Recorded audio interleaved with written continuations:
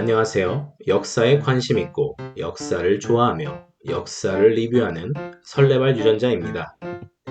이번 특집은 호족의 시대, 서남해를 비롯하여 일본과 중국의 바다까지 영향력을 과시했던 신라구에 대해 알아보도록 할 건데요. 신라구, 그들은 도대체 누구인가? 우선 신라구라는 단어에 대해 알아볼 필요가 있을 것 같아요. 우리가 흔히 왜구라고 하는 것이 일본의 구, 해적이라 부르는 것처럼 신라구는 신라의 해적이란 뜻입니다.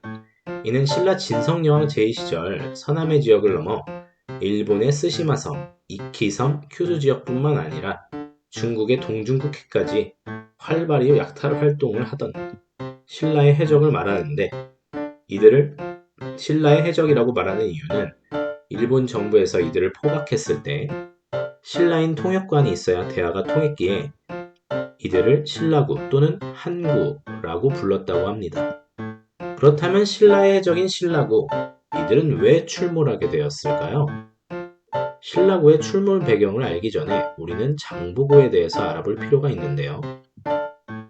장보고는 신라 중하대 한중일의 바다무역권을 장악하고 해적의 무리들로부터 안전을 위해 청해진이라는 군지를 만들어 운영하였었는데요. 이후 장보고는 신라 내부 권력 다툼으로 인해 851년 염장에 의해 죽게 됩니다. 장보고 사후 2만에 가까운 청해진의 군대는 와해되었고, 일부는 신라 중앙정부에 의해 내륙지역으로 강제 이주되었으나 일부는 신라 서남해의 해적이 되었는데, 이들 중 상당수가 신라구가 되었습니다.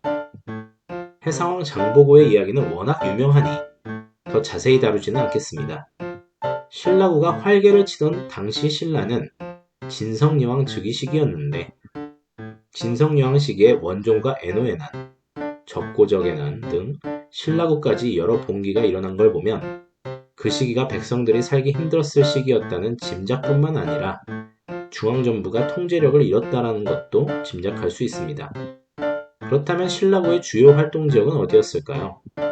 당시 신라구의 위세는 대단해서 일본 스시마섬, 이키섬뿐만 아니라 일본 본토인 규슈 지역까지 신라구가 침략했다는 기록이 있는데, 이 기록이 우리나라 사서인 삼국사기나 삼국유사의 직접적인 기록은 없고, 일본서기 같은 일본 측 기록에서 신라구, 한구에 대한 기록이 있다라는 것입니다. 그도 그럴 것이 우리나라가 해적질했어 라고 자랑스러워 할 나라는 한 나라도 없을 것이기에 당장 일본 측 사서에도 외구의 기록은 없다는 걸 보면 이해가 빠를 겁니다. 그렇다면 일본 측 기록에 신라구는 어떻게 기록이 되어 있을까요? 본격적으로 신라 해적이 등장했다는 기록은 811년부터인데요. 우리나라 사료에는 기록이 전혀 없어 일본 측의 사료에 의지하여 알아볼 수밖에 없는 실정입니다. 그래서 교차 검증이 어려우나 기록이 다량으로 발견되었다는 점과 시기적으로 신라의 혼란기와 당나라의 혼란기가 겹쳐 양국의 중앙 통제력을 잃었기에 해적 등장이 가능하다는 점을 비롯하면 일본 측의 기록을 아예 무시할 수도 없는 실정입니다.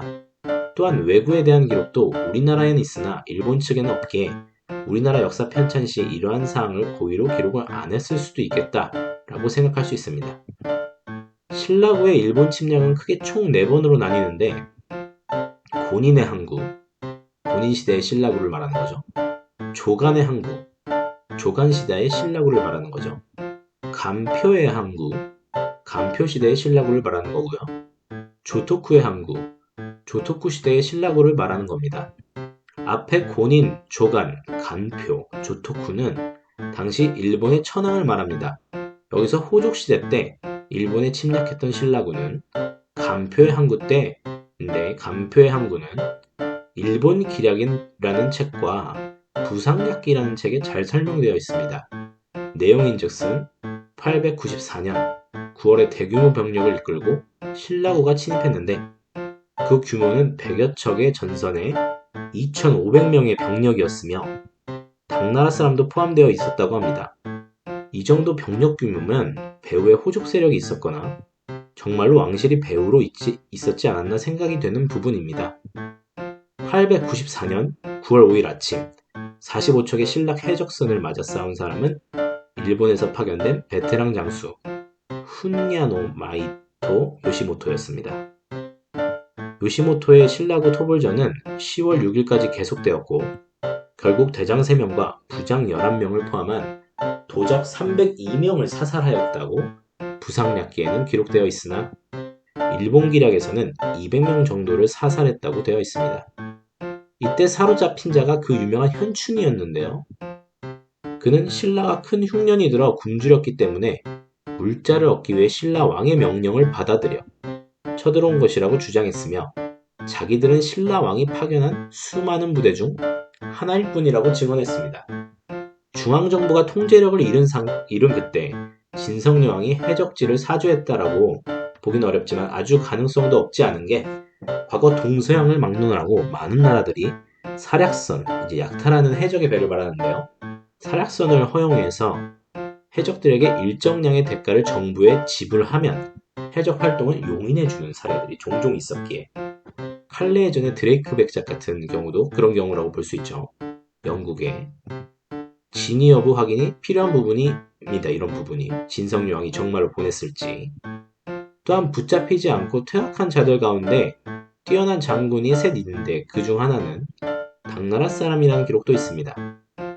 또한 당시 유명한 해적에는 현춘 말고도 저번 시간에 이야기한 능창도 있었습니다. 그렇다면 신라구에 의해 피해를 본 일본은 어떻게 변했을까요? 신라 해적의 침략이 자주 일어나자 일본은 신라에 대한 감정이 안 좋아졌습니다. 이는 자연스럽게 일본 스스로 외부와의 외교를 스스로 차단하는 결과를 초래했고 헤이안 시대 국풍문화가 발달하게 되는 직접적인 계기까지는 아니더라도 간접적으로 영향을 주는 계기가 되었을 것입니다. 자, 오늘은 여기까지 하겠습니다. 역사에 관심 있고 역사를 좋아하며 역사를 리뷰하는 채널 다음에는 또 다른 호족의 이야기로 찾아올게요.